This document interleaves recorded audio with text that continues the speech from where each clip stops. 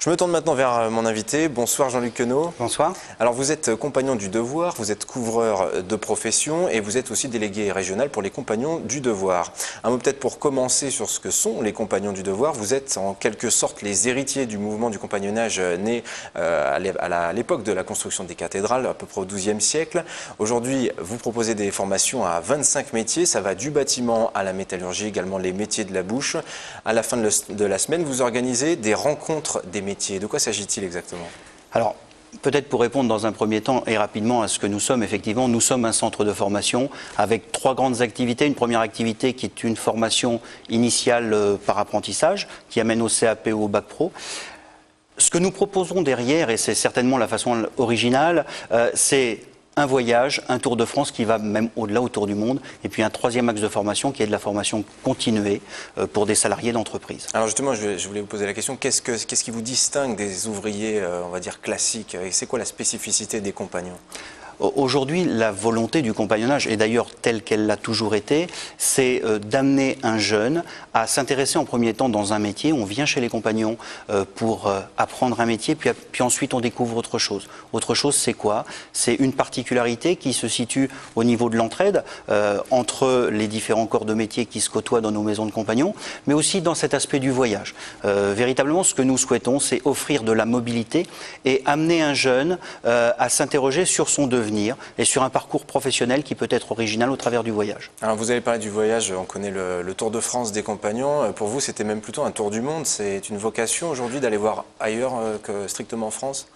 Une nécessité absolue. Alors c'est vrai qu'on a tendance à avoir un côté restrictif. Si je prends mon métier, le côté couvreur, qu'est-ce qui fait que demain ça peut être intéressant de voyager en France et aussi à l'étranger? Et puis quand on y prend goût, c'est quelque chose d'extraordinaire. D'aller rencontrer d'autres cultures, et même en France, un couvreur en Midi-Pyrénées ne travaille pas de la même façon qu'un couvreur en Alsace, et encore moins qu'un couvreur en Finlande, en Suède ou dans d'autres pays. Vraiment un échange culturel extraordinaire. Alors pour les jeunes que ça intéresserait, comment devient-on compagnon? Alors, comme je disais tout à l'heure, on rentre pas par la petite porte, mais avec une idée initiale d'apprendre un métier.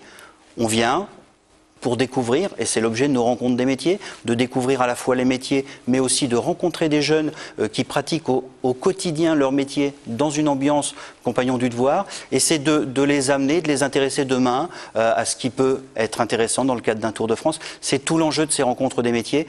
C'est pour ça qu'on les appelle d'ailleurs des rencontres. Alors ça s'adresse aux jeunes, a priori, c'est plutôt à partir de l'âge de 16 ans qu'on peut se diriger vers vos métiers. On commence en apprentissage, et puis après on poursuit dans le cadre d'un Tour de France qui va durer 2, 3, 4, 5 ans.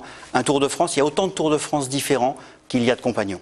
Alors quand on rentre chez vous, on apprend un métier, on apprend aussi sous toutes ses facettes, comme vous l'expliquez à travers le voyage. Est-ce que dans la profession, ça donne des gages supplémentaires? Est-ce que ça donne des privilèges? Qu'est-ce qui vous distingue encore une fois d'un ouvrier traditionnel? Alors, ce qui est surtout intéressant, c'est la multiplicité des expériences que nous avons.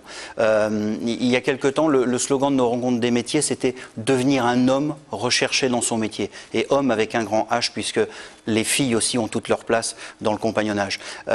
Devenir un homme recherché dans son métier, c'est quelque chose d'important.